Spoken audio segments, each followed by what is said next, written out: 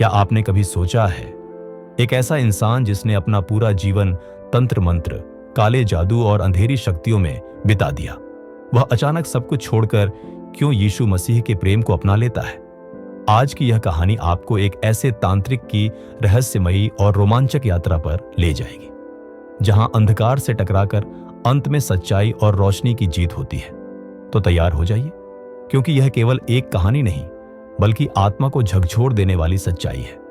लेकिन आगे बढ़ने से पहले कमेंट में लिखना मत भूलिए, जय मसीह की, आमीन। भारत के एक छोटे से गांव में एक आदमी था। उसका नाम था भीष्मनंद। लोग उसे महातांत्रिक कहते थे।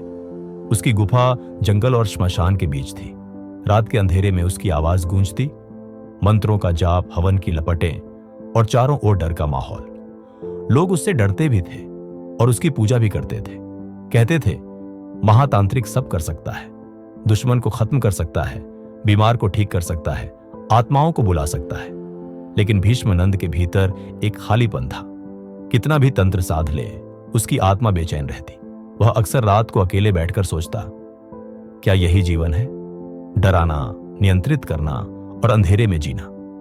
एक दिन गांव से एक औरत अपने बीमार बच्चे को लेकर उसके पास आई। बच्चा सांस नहीं ले पा रहा था। तांत्रिक ने अपने सारे मंत्र जपे, राख लगाई, ताबीज बांधा, लेकिन कुछ भी काम नहीं आया। बच्चा वहीं उसकी आंखों के सामने मर गया। औरत रोते हुए बोली, अगर तेरी शक्ति सच में ताकतवर है तो मेरा बच्चा क्यों मर गया? ये शब्द भीष्मनंद के दिल में तीर की तरह उतर गए।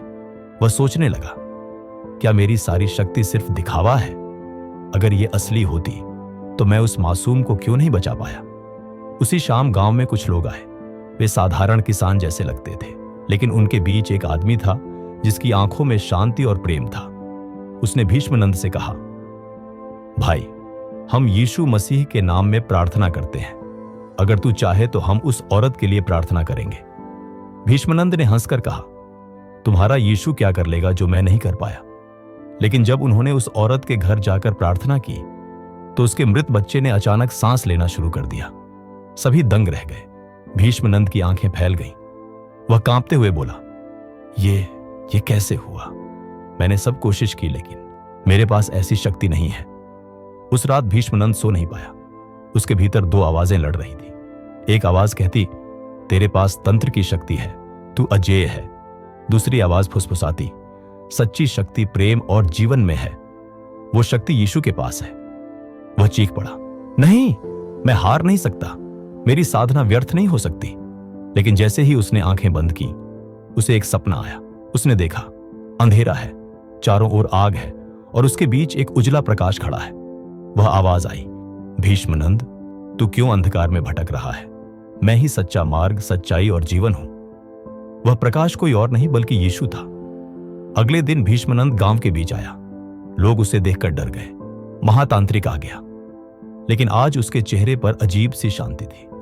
उसने अपने सारे तांत्रिक सामान, ताबीज, किताबें, राख और त्रिशूल सबको आग में डाल दिया और ऊंची आवाज में कहा, आज से मैं उस परमेश्वर का सेवक हूं जिसने मुझे सच्चाई दिखाई है। मैं यीशु मसीह को अपनाता हूं। गांव वाले हैरान थे। कुछ हंसे, कुछ ने उसे पागल कहा, लेकिन भीष्मनंद के चेहरे पर जो शांति थी उसने सबको चुप कर दिया। भीष्मनंद अब वही आदमी नहीं रहा। अब वह न डराता था, न तंत्र करता था। अब वह बीमारों के लिए प्रार्थना करता, गरीबों की मदद करता और सबको प्रेम का संदेश देता। लोग कहते थे, यह वही आदमी है जो श्मशान में रहता था और आज गांव का सबसे दयालु इंसान बन गया है। उसकी गवाही पूरे इलाके में फैल गई और लोग कहने लगे, तंत्र की ताकत खत्म हो जाती है, लेकिन यीशु का प्रेम कभी खत्म नहीं होता। प्रिय मित्रों, इस कहानी से हमें यही शिक्षा मिलती है। क्या आपने गौर किया, यह वही इंसान था जिसने अपना जीवन अंधकार की शक्तियों को समर्पित कर दिया था, जिसके होठों से कभी सिर्फ मंत्र और शाप निकलते थे, लेकिन जब यीशु का प्रेम उसके जीवन में आया तो वही होंठ अब गवाही देने लगे।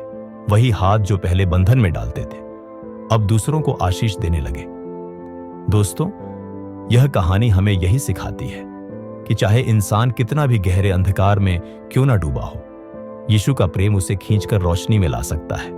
काला जादू, तंत्र मंत्र, धन दौलत, ये सब केवल कुछ पल की ताकत दे सकते हैं, लेकिन सच्ची शांति, सच्ची आजादी सिर्फ यीशु मसीह में है। और याद रखिए, परमेश्वर की क्षमा इतनी गहरी है कि वह हर पाप को ढक लेती है। कोई इतना पापी नहीं कि उसे मसीह बचा ना सके। तो अगली बार जब आप खुद को टूटा हुआ, भटका हुआ या अंधकार में कैद महसूस करें, तो यह कहानी याद कीजिए और जान लीजिए, यीशु वही हैं जो अंधकार को तोड़कर आपको एक नई शुरुआत देते हैं। भीष्मनंद तांत्रिक की तरह जिसने सब छोड़कर मसीह को अपनाया, वैसे ही आज भी अगर हम यीशु की ओर मुड़ें तो हमारे जीवन का अंधकार भी रोशनी में बदल सकता है। अगर इस कहानी ने आपके दिल को छुआ हो तो इस वीडियो को लाइक और शेयर जरूर कीजिए।